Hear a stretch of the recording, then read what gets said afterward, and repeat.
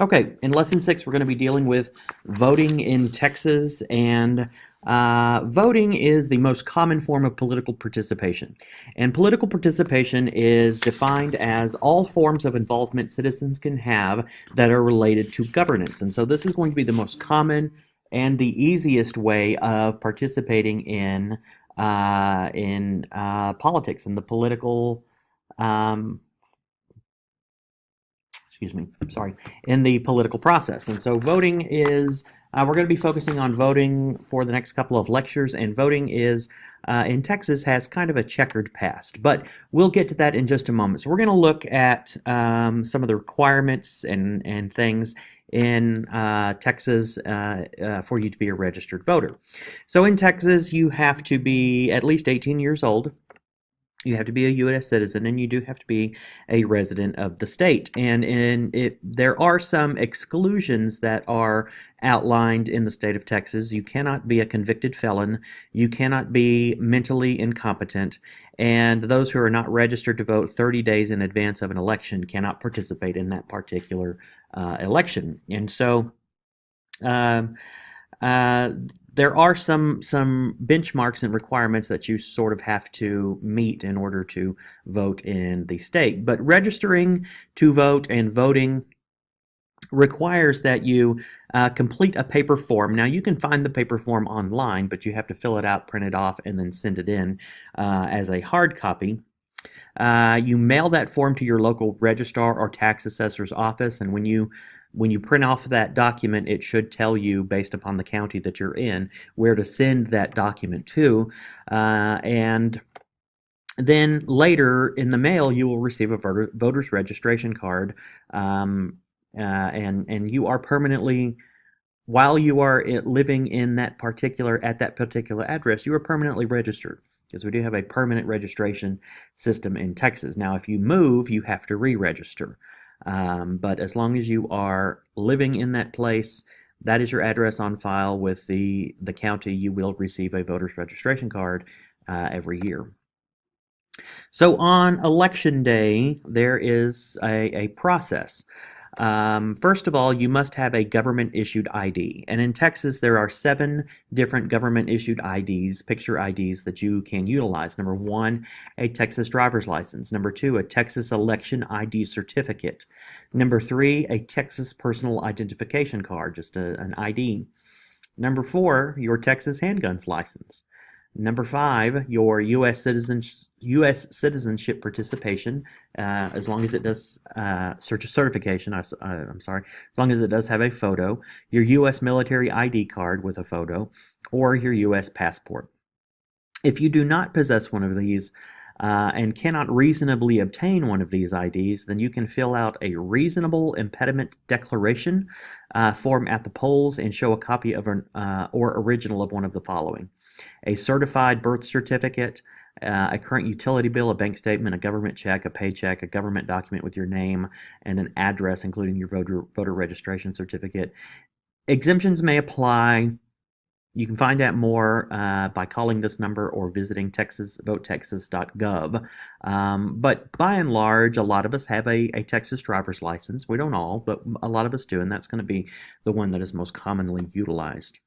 So you will go to your polling place, you'll present your ID, and you'll verify your information with the poll worker. They'll ask you if you still work at the if you still live at the address on file. It will need to match your address on your ID card, and then you'll proceed to vote.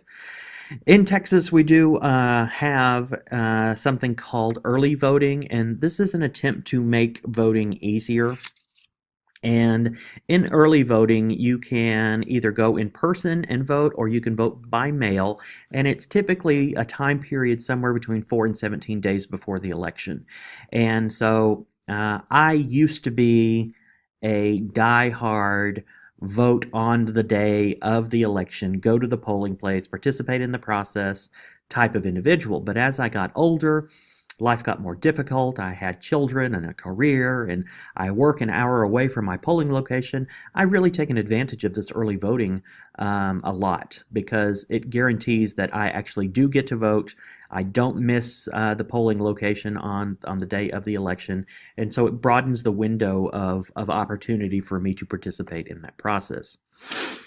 Absentee voting is a process that allows a person to vote early before the regular election, and it applies to all elections in Texas, also sometimes referred to as early voting.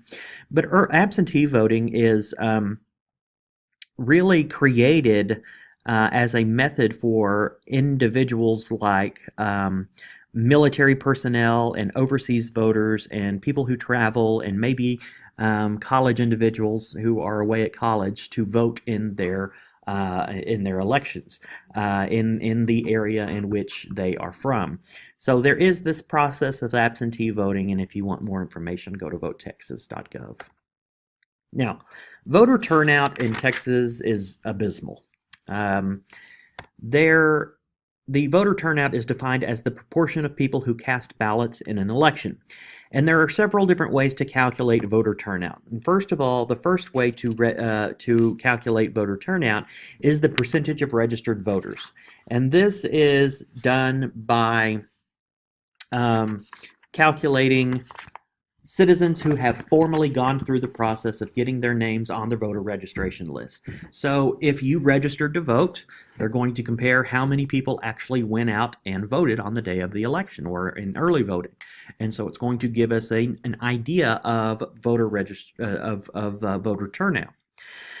And so this statistic is commonly reported because it's very simple to calculate and readily available to state election divisions. However, there are some drawbacks.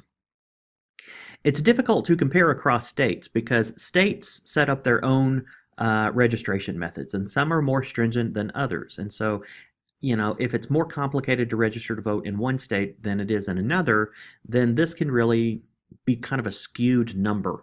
And so there have been some efforts to try and calculate voter turnout in other ways. And one of those ways is percentage of voting age population.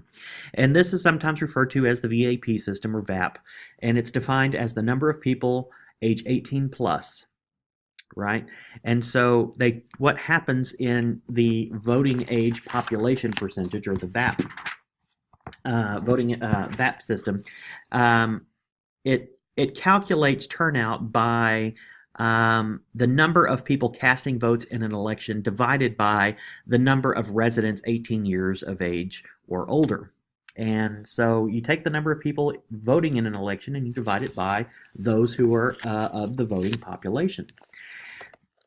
It is the preferred method, most often used by political scientists. It's easier to compare results across states when utilizing this type of method, but there are some drawbacks as well.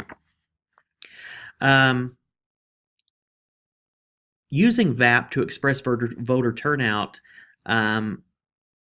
kind of gives us some problems. The voting age population includes a sizable number of people who have met the age requirement but are nonetheless unable to register and vote.